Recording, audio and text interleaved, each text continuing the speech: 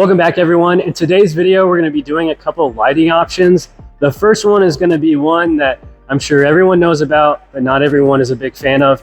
And that is going to be Raptor lights in the grille. Most of the time you see vehicles on the road with an amber light in the front grille. And I think that looks good if you have other complementary lighting that matches that color. But for me, I'm going to go with a smoked lens so that when the vehicle's off, they don't really stand out too much. But the light output is going to be white. So I think that's going to really complement the DRLs on the headlights that we have. Installing these should not be that difficult at all. I'm actually gonna most likely remove my front bumper since it only takes me a few minutes, and then I'm not having to mess with the small installation screws to get them mounted to the grille. And I'll most likely tie the power in with the add-a-fuse I have for the DRLs on this, since these won't pull too much power. But we'll get to that later. But the second modification we're going to be doing are going to be aftermarket taillights. And I went with VLAND Taillights. They have 3 separate options on their website. All of them are going to be around $200 or less. So a great affordable option for anyone looking to just change the back end of the 4Runner. And I actually have a lot of experience with this brand with my full-time job. We sell taillights for another model and they're extremely reliable. So the price along with the reliability, and also you don't really see them on the road that often. I would admit that they kind of look a little different and they're not for everyone.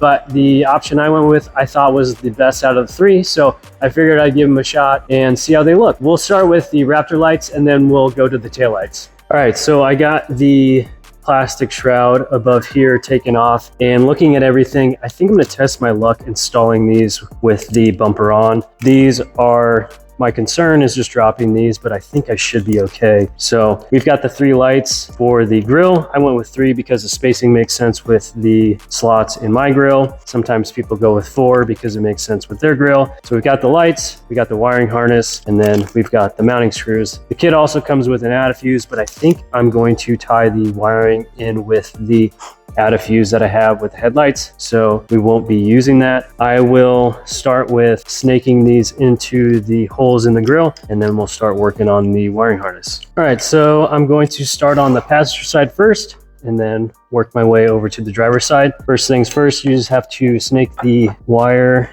in there and then also the backing plate. And then once that's in there, get that kind of snugged in there, make sure it's positioned where it should go.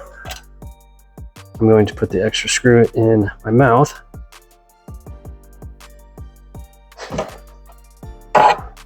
Now this is exactly what I'm afraid of. These screw holes and the screws are so small and it's kind of hard to see back here.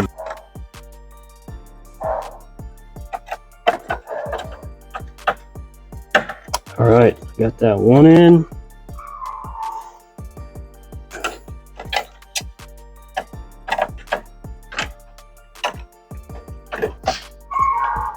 All right, both in there, and we'll move on to the next ones.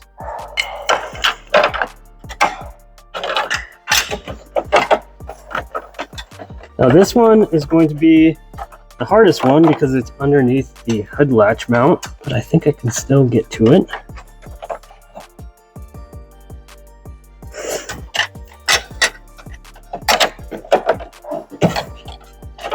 So I think the key is to get the screw in the mounting hole first and then eyeball hole on the light. That one's pretty snug there.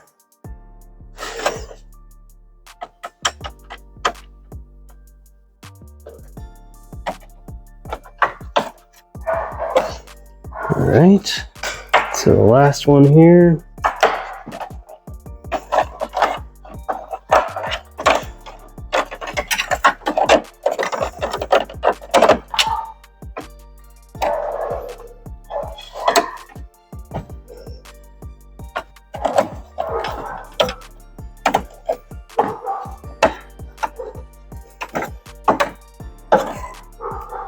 All right, so now that they're mounted, I will grab our wiring harness. And then for this, I'm going to make sure that one of the connector lengths aren't longer than the other, just because you want to run the longest on the passenger side. They all look the same. So I'll plug these in the back side, and then I'll take a look at the wiring and see what I decide there, but I think I will most likely tie it into the out-of-fuse.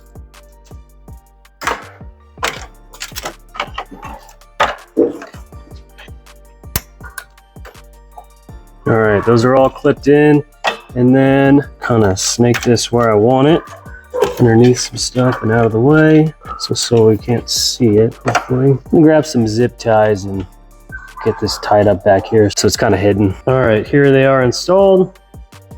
And then I just have the wiring kind of tucked up so you can't see behind the grill. And then zip tied there and running over here. And then I actually tied it in along with the out-of-fuse for the DRLs on the headlights. So we are all done with the Raptor lights, and I'll show you how they look.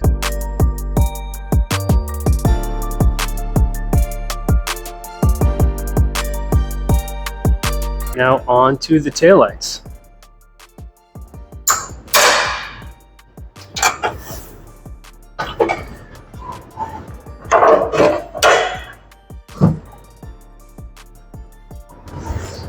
So for these, it's super easy. Just have a little panel right here, pops out, and then there should be two 10mm nuts holding them in place.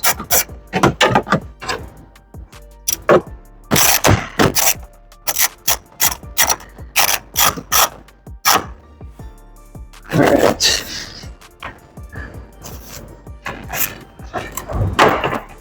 Just pull it out towards yourself. Undo the one plug, and that's it for the tail light. Grab your replacement. You're just gonna plug it in.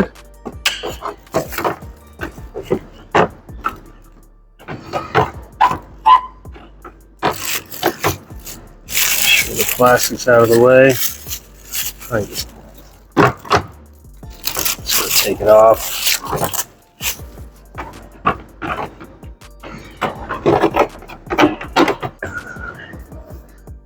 Looks pretty good.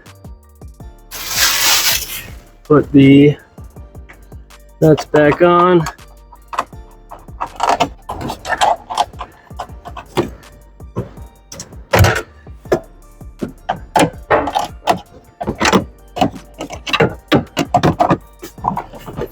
And make sure not to over tighten these, since the studs on these are pretty small.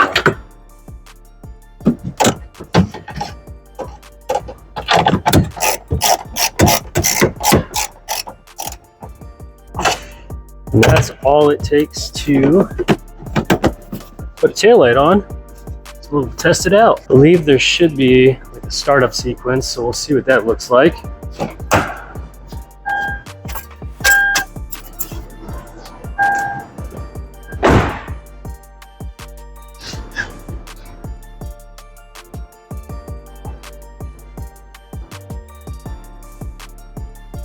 It's pretty cool.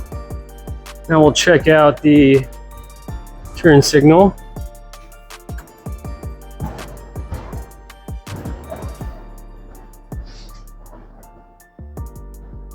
Nice. And then check out the reverse light.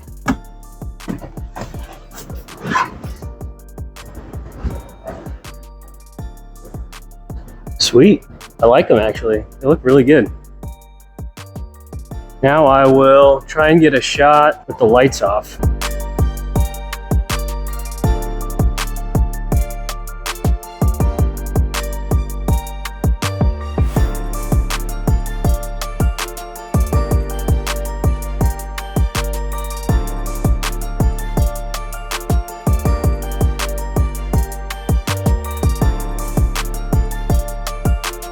I figured since the tire carrier and the high lip jack cover up the passenger side taillight, I left that open so you can see both of them on together.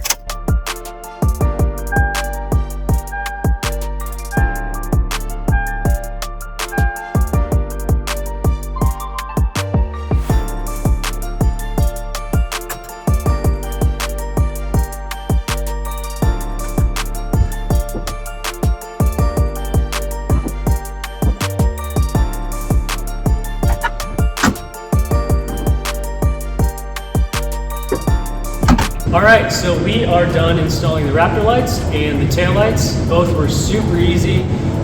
The funny thing is, the tail lights make the biggest difference, and those were probably easier than the Raptor lights, surprisingly. All it is 2 10mm nuts, disconnect the connector, then plug the replacements in. There's no other wiring required.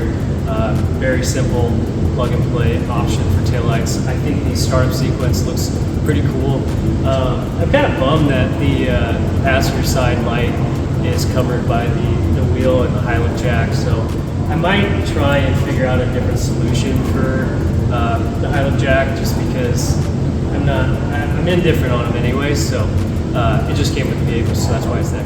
Anyways, Raptor lights were super easy to install. You just gotta snake in the wiring, get the hardware into the back of the plate, make sure that that's all secured, and then run the add a fuse into the fuse box or whatever else, however else you want to wire that up. I do have a lot more lighting planned ahead, so stay tuned with that. I will include a link for the taillights below. I won't be offering those as far as I know. Their minimum order quantity is pretty high, and I don't think I'll ever get to the point, but you never know. Definitely a affordable option. I'll include these in the link, but you can also browse around and see the other lights that they offer. And then we will be offering the Raptor lights in the future. If we don't have it on the site yet, I'll have a landing page at least, and then you'll be able to see the pricing and all that stuff there. But if you guys have any questions, feel free to email us at sales@cxmods.com or find us on social media and message us there. Thanks for watching.